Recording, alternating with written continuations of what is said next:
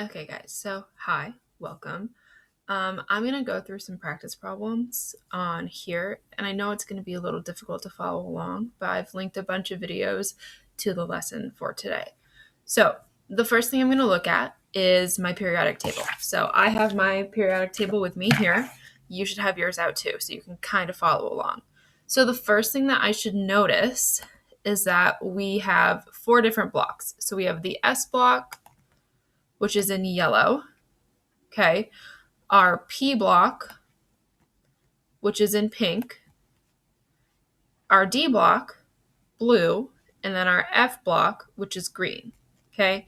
So, like I said in the Zoom chats, you should have these highlighted somehow so you can keep track of it. And just remember that on your periodic table, to the left of the elements in the rows, you have your energy levels and the corresponding orbitals. So next to lithium, we have 2s. Okay, just a little trick for you.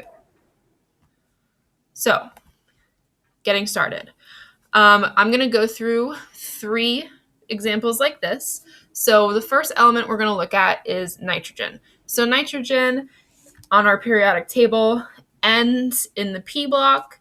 It has 7 protons, which means that it has 7 electrons. Okay, so according to the Aufbau principle, electrons start with the lowest energy, so we're always going to start with our 1s. So let's go ahead and put in our first electron. So there's our first electron, ready to go.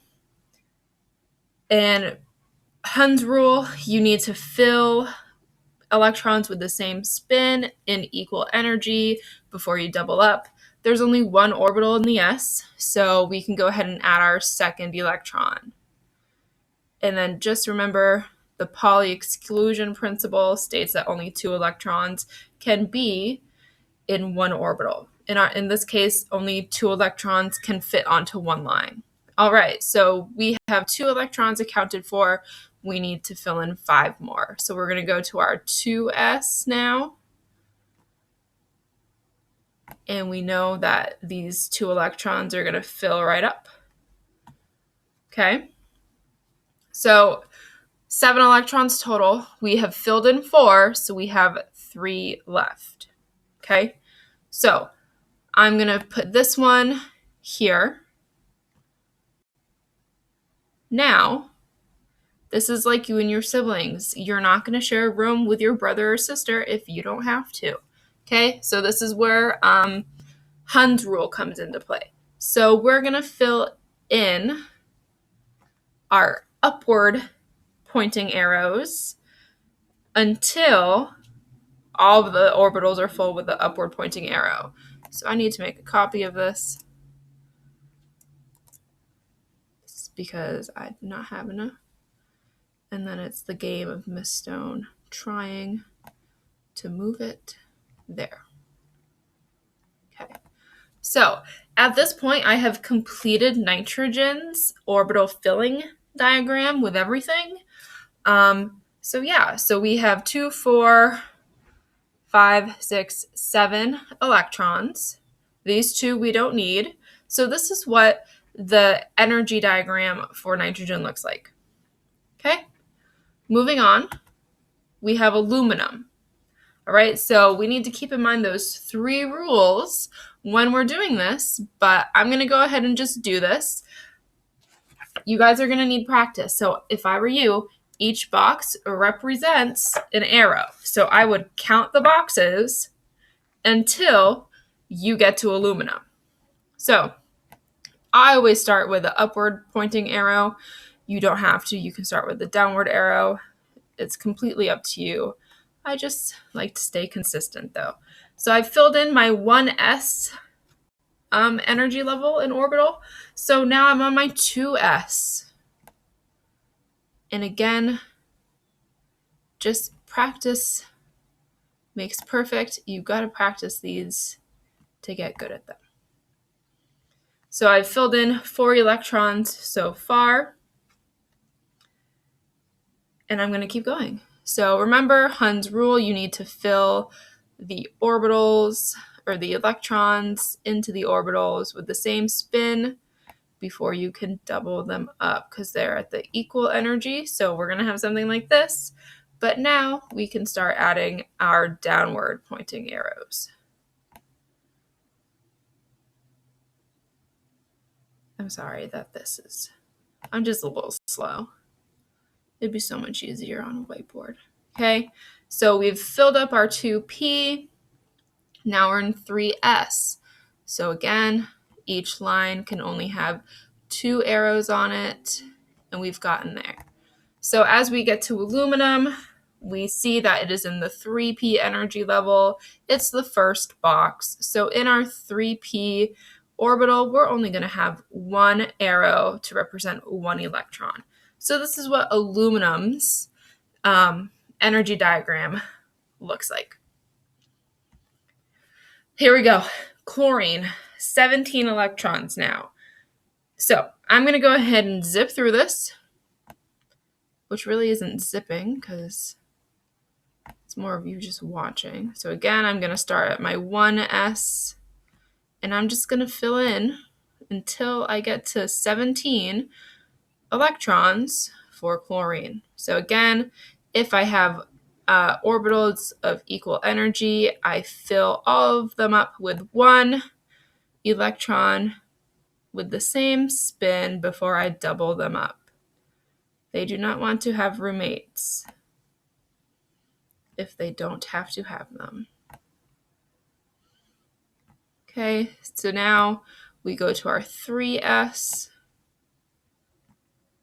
and now we're up to our 3p. So again, chlorine is the 5th box in the p block, so that means we're going to have 5 electrons. So again, you fill them, all of them going up, then you can double them up so that you have 5 arrows in your p orbital.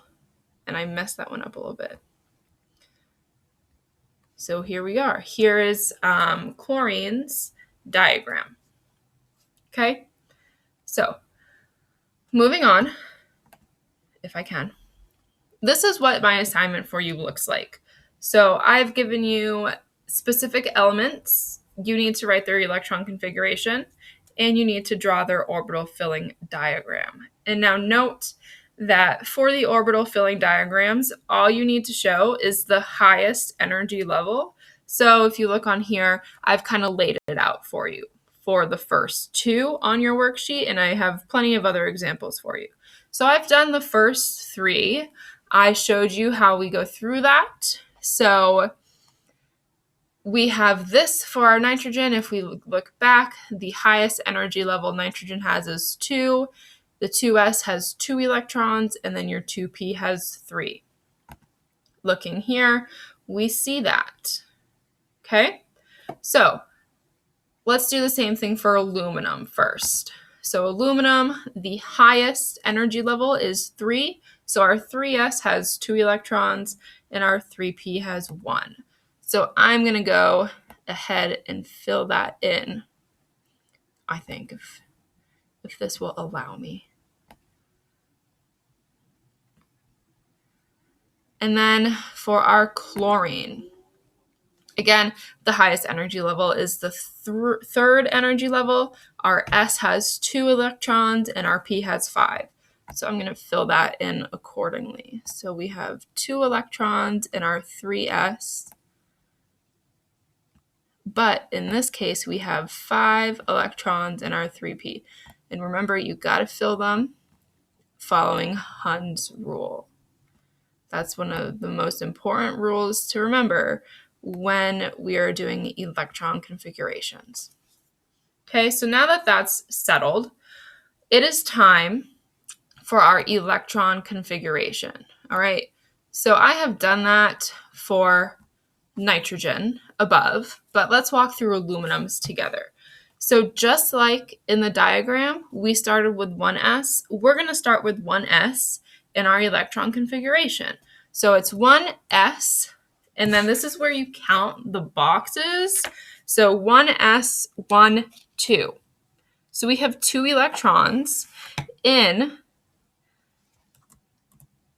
our 1s orbital. Okay, so again, I'm following back down here. So we've done 1s1, 1s2. So now I'm here at lithium. I'm in the 2s, and I have 1, 2. So I'm going to fill that in. So now we are at 2s2.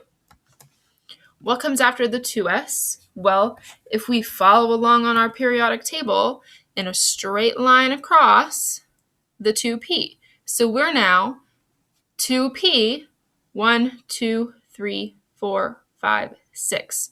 2p6.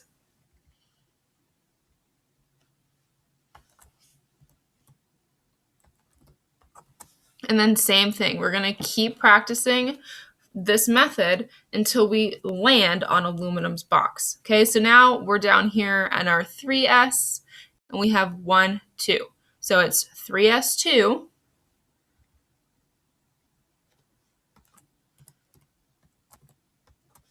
and finally, if we follow this all the way over in a straight line, we get to our 3p, and aluminum happens to be the first box, so it's going to be 3p1.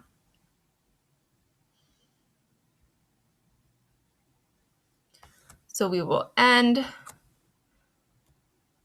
oops, no we won't, 3p1. So that is the electron configuration of aluminum. Now notice I did not include the electron dot structures, but the answer key is on the next slide.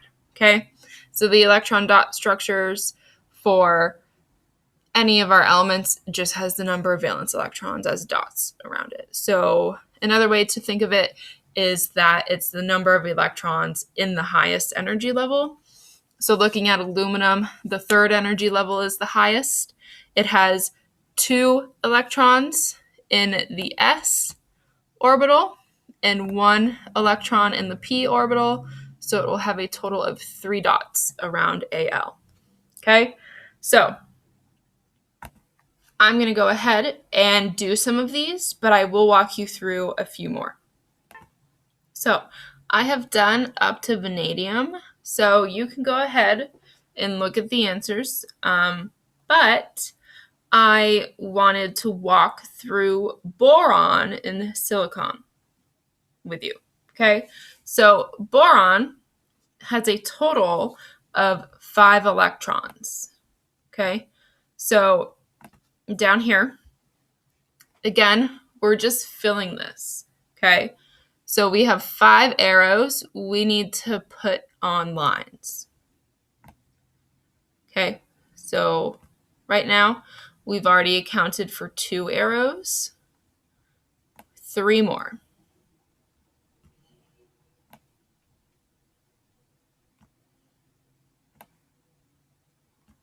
So this is the diagram for boron, but it also tells us the electron configuration. Okay, so we have 1s with 2 electrons, 2s with 2 electrons, and then our 2p with 1 electron. So we can write that as, for our electron configuration of boron, 1s, there are 2 electrons, so it's going to be 2. 2s, and again, there are 2 electrons, so it's 2. And then 2p, our p energy level, our 2p energy level only had 1 electron, so 2p1. So it's 1s2, 2s2, 2p1, which gets us our 5 electrons. So to fill in our orbital filling diagram, it's the same thing.